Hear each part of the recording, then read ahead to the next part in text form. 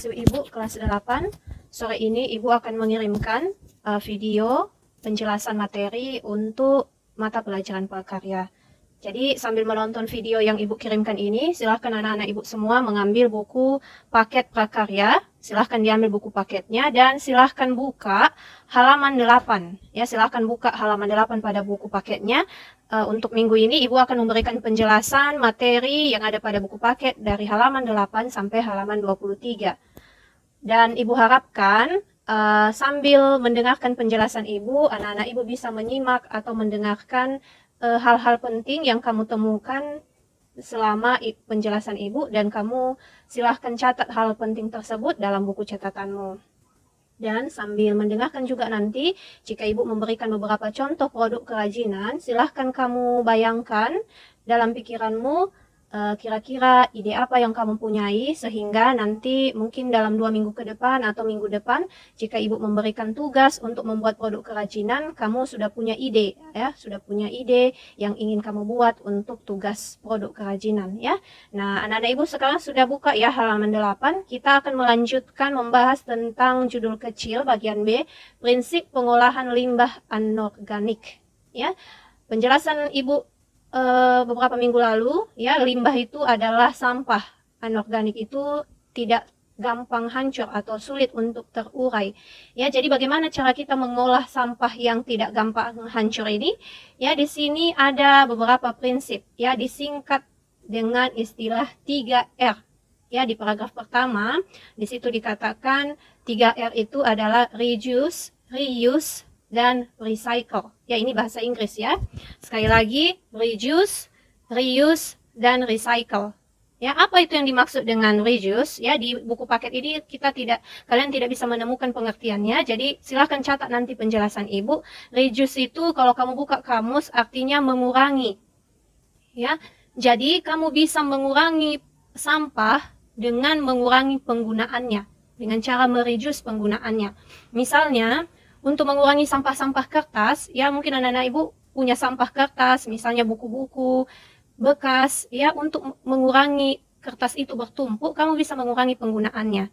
Jadi kalau kamu mau mencatat sesuatu, ya, dicatat pada kertas yang masih ada sisanya. Jangan langsung masuk ke lembaran baru sehingga buku kamu tidak cepat habis sehingga menjadi sampah begitu saja. Yaitu artinya reduce, yaitu mengurangi penggunaan benda sehingga tidak bertumpuk menjadi sampah. Kemudian yang kedua yaitu reuse. Reuse itu artinya menggunakan kembali. Ya, jadi mungkin barang-barang yang tadinya tidak terpakai bisa kamu gunakan kembali supaya tidak menjadi sampah. Contoh yang gampang kamu temukan, misalnya kamu punya baju yang tidak terpakai lagi, mungkin karena badan kamu sudah besar, ya, tidak muat lagi bajumu. Nah, daripada kamu jadikan sampah bajumu tersebut, kalau masih bisa digunakan lagi, kamu bisa memberikan bajumu tersebut kepada adikmu atau kepada temanmu yang ukuran bajunya masih muat dengan bajumu yang tidak muat lagi. Itu caranya reuse, menggunakan kembali, ya, daripada bajunya terbuang menjadi sampah bisa digunakan kembali. Kemudian cara yang ketiga yaitu recycle. Ya, sekali lagi recycle. Recycle itu artinya mendaur ulang. Ya, pada penugasan sebelumnya anak-anak Ibu sering memberikan pendapat cara mengurangi sampah yaitu dengan mendaur ulang sampah-sampahnya. Ya, betul sekali, itu salah satu prinsip pengolahan limbah anorganik, ya, merubah sebuah sampah menjadi sebuah produk dengan cara daur ulang sehingga dapat digunakan kembali. Ya, biasanya menjadi produk-produk kerajinan, ya. Dan mungkin nanti ini yang akan Ibu berikan tugas, ya, mungkin bukan minggu ini, mungkin minggu depan, tugas untuk merecycle sebuah limbah yang kalian temukan, ya, menjadi sebuah produk yang bisa digunakan dan punya nilai keindahan, ya. Nah, sekarang kita anak-anak Ibu perhatikan di halaman 10. Ya, di halaman 10 judul kecil produk kerajinan dari bahan limbah anorganik, ya. Nah, pada halaman 11 jika anak-anak Ibu perhatikan, di situ ada proses, ya, proses yang harus kamu lakukan sebelum mengolah sebuah limbah menjadi sebuah produk yang lain.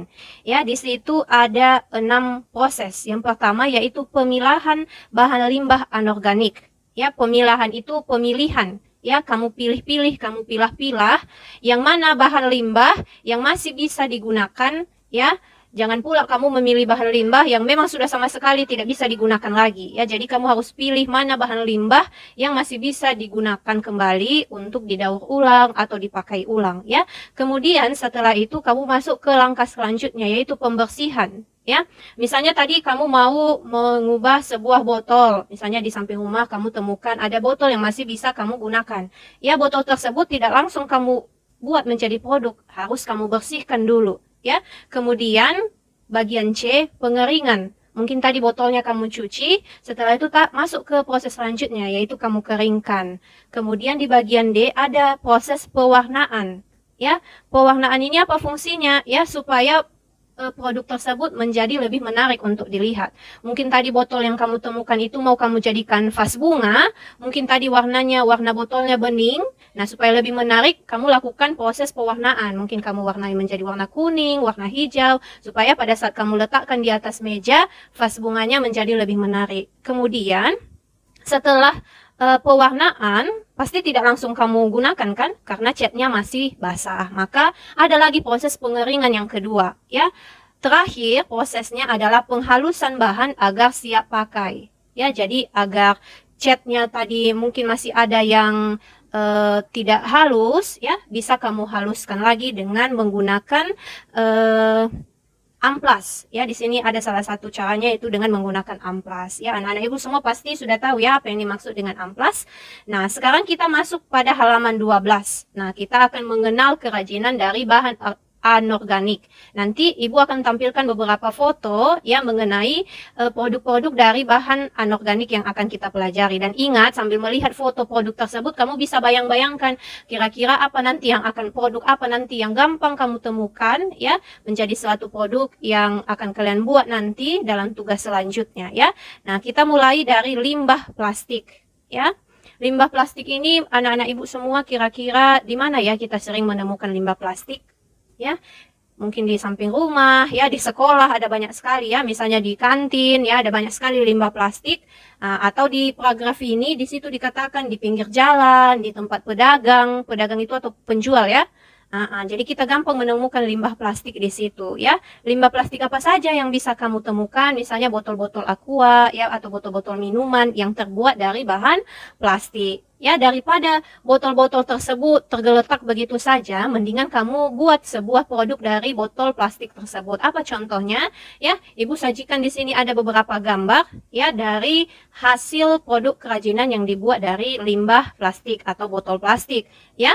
Kamu bisa lihat di video ini beberapa contohnya, dan juga kamu bisa melihat contohnya di halaman 14 pada buku paket kamu ya. Di situ ada beberapa contohnya, ada tas plastik, ada bunga dari botol plastik, ada taplak meja juga dari sedotan. Sedotan ini pipet ya.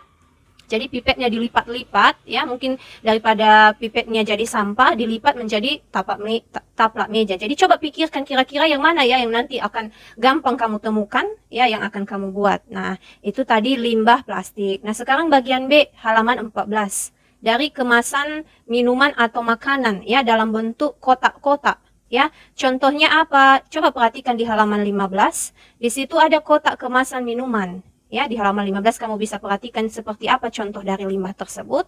Ya, Ibu juga akan tampilkan di video ini. Ini adalah kotak-kotak kemasan, misalnya kotak susu, kotak obat, ya. Daripada menjadi sampah, kamu bisa membuat beberapa produk kerajinan, ya. Contohnya yang ada pada buku paketmu, silakan perhatikan di halaman 16. Di situ ada boneka, ya, yang dibuat dari bekas kardus-kardus atau kotak-kotak susu, ya.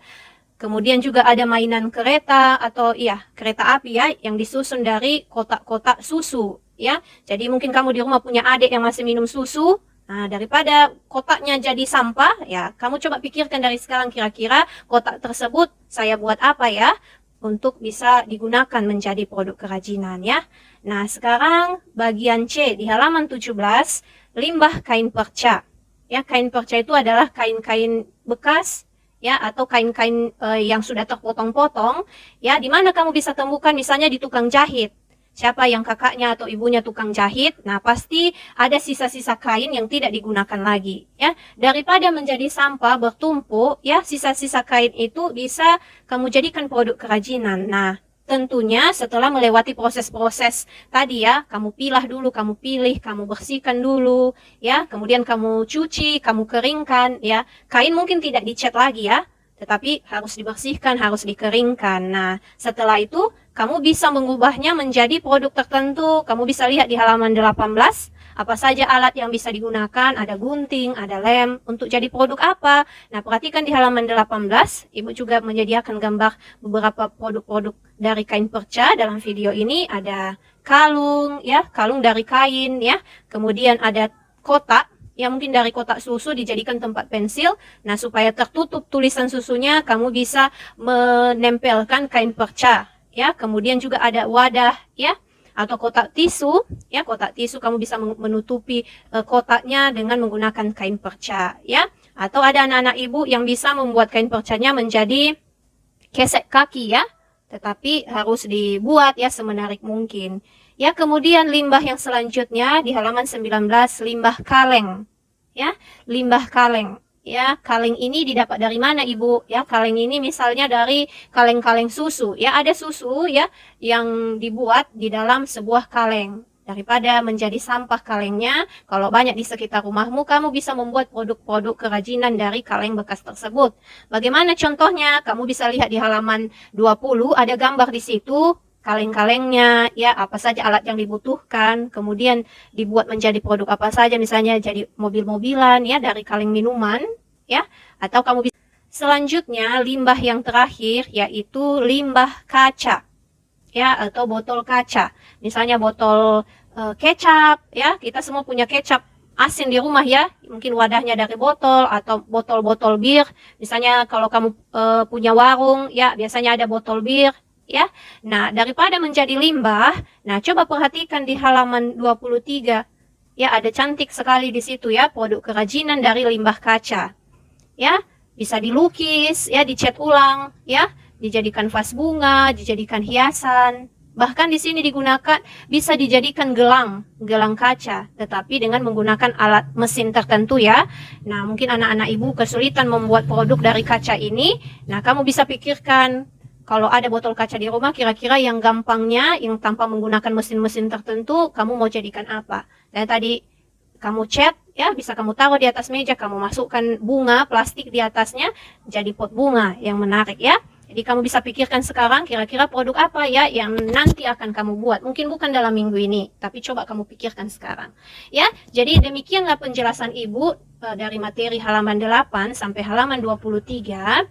Pesan Ibu tadi, jika kamu punya hal-hal penting yang kamu temukan dari penjelasan Ibu, catat segera di buku catatanmu. Atau kamu punya hal-hal penting yang menarik yang harus kamu catat dari halaman 8 sampai 23 ini, silahkan catat pada buku catatanmu. Nah, untuk tugas, minggu ini Ibu akan kasih tugas. Tugasnya ada 2 tugas ya, di halaman 8 ya. Silahkan buka kembali di halaman 8. Halaman 8 ya, di situ ada lembah kerja 1, LK1 ya. Kamu tulis namamu, ya, namamu sendiri ya, nggak usah dikerjakan dalam kelompok ya, kerjakan sendiri, nama dan kelas. Kemudian di situ petunjuknya, deskripsikan bahan limbah anorganik berdasarkan prinsip pengolahan limbah. Ada 3 tadi ya, reduce, mengurangi, reuse, menggunakan kembali, recycle, ya, mendaur ulang. Nah, tadi Ibu udah kasih contoh beberapa. Misalnya reduce tadi kertasnya supaya tidak menumpuk, berarti caramu yaitu dengan mengurangi penggunaan kertas. Ya, kalau menulis, kalau masih ada kertas yang kosong ditulis di situ, jangan diambil kertas yang lain ya. Nah, itu caranya. Nah, coba tuliskan apa contoh lain. Misalnya reduce cari 3, reuse cari 3 juga, recycle cari 3. Misalnya kaleng tadi ya, kaleng kamu daur ulang menjadi mobil-mobilan, itu contohnya. Jadi cari 3 benda ya. Kemudian di bagian bawahnya ungkapkan perasaanmu, bebas ya, apa pendapatmu tentang tugas ini, apa pendapatmu, kamu bisa tulis di situ ya. Tugas pertama ingat di halaman 8, dikerjakan sendiri ya. Itu tugas pertama. Dan tugas kedua, anak-anak ibu bisa temukan tugas kedua di halaman 24. Ya, silahkan buka kembali bukunya di halaman 24. Di halaman 24 ada LK4. ya, lembar kerja 4. Tulis namamu, tulis kelasmu. Di sini kita diminta, anak-anak ibu diminta untuk mengelompokkan bahan limbah anorganik keras. Ya, nah jenis-jenis bahan anorganik. Nah, kamu bisa tulis apa yang kamu lihat di sekitarmu, limbah anorganik. Nah, kamu bisa tulis 2. Ya, nah kemudian setelah itu ciri-ciri produk kerajinannya bagaimana? Kamu bisa tulis itu. Bentuk produk kerajinan dari limbah itu kamu bisa tulis. Kemudian ukuran produk kerajinannya bagaimana? Apakah sangat besar atau kecil, 1 meter, 2 meter, ya. Kemudian warna dan motif pada produk kerajinan, ya. Kamu pikirkan kira-kira kalau bahan anorganiknya botol atau kaleng atau kotak, ya. Kira-kira warna apa yang akan kamu gunakan nanti? Kemudian apa teknik pembuatannya? Jadi nanti ini seperti rancangan, ya. Rancangan produk yang akan kamu buat nanti untuk tugas selanjutnya. Jadi kamu bisa buat dulu di sini rancangannya di tabel ini. Ya, jadi demikian saja penjelasan Ibu. Silahkan catat ya, yang penting tadi. Kemudian ada 2 tugas tadi ya, LK1 halaman 8 dan LK4 di halaman 24. Silahkan dikerjakan. Ibu tunggu pada akhir minggu ini ya, hari Sabtu. Ya, atau sampai hari Minggu. Jika masih mau Ibu kasih kesempatan, silahkan kerjakan foto tugasnya dan kirimkan di WA pribadi Ibu. Jika ada pertanyaan, silahkan ditanyakan ke Ibu langsung. Demikian saja penjelasan Ibu. Selamat belajar di rumah dan kerjakan tugasnya. Sampai jumpa.